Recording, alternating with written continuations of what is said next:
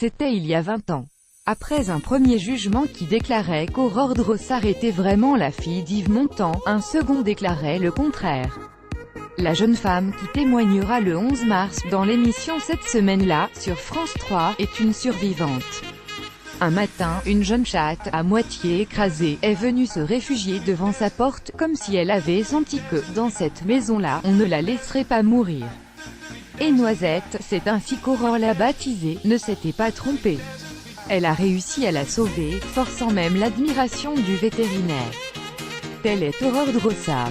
Une jeune femme qui vient en aide aux autres humains ou animaux, aux délaissés, aux abandonnés, qu'elle répare, comme elle-même s'est réparée durant ses 20 ans. Je suis empathique, dit-elle, j'ai longtemps cru que c'était une faiblesse. Noisette, elle, n'est certainement pas de cet avis. Pourquoi Aurore Drossard a-t-elle accepté de parler, si longtemps après, on a laissé croire à l'opinion publique que c'était moi qui voulais faire exhumer le corps d'Yves Montand pour prouver qu'il était mon père, alors qu'en réalité, ce sont les héritières qui ont donné leur accord pour prouver qu'il ne l'était pas, lâche-t-elle. C'est important pour moi que l'on sache que je n'ai jamais demandé ça. Jamais, insiste-t-elle. Revenons sur les faits. Toute petite Aurore Drossard apprend par sa maman que son papa est Yves Montand. Seulement voilà, ce dernier ne l'a pas et ne veut pas la reconnaître. Alors Aurore fait avec. Se vit parfois comme une horreur, une erreur. Jusqu'au jour où, découvrant une couverture de magazine sur laquelle est écrit « Montand, papa » pour la première fois, il vient d'avoir Valentin avec sa compagne Carole Amiel, la jeune fille de 14 ans, blessée, supplie sa mère de faire quelque chose.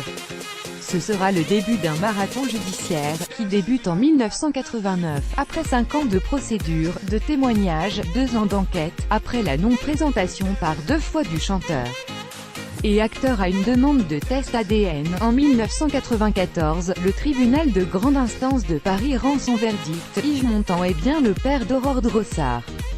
Mais 5 ans après la mort de la star, ses ayants droit, Carole Amiel, et Catherine Allégret, la fille de Simone Signoret que le chanteur avait adoptée alors qu'elle avait 41 ans, contestent ce jugement et font appel. Et, en 1998, après des prélèvements réalisés post-mortem, la Cour d'appel de Paris revient sur le premier jugement et conclut finalement à la non-paternité d'Yves Montand. Ce qui s'écroule à ce moment-là, confie Aurore Drossard, c'est ma foi en la justice.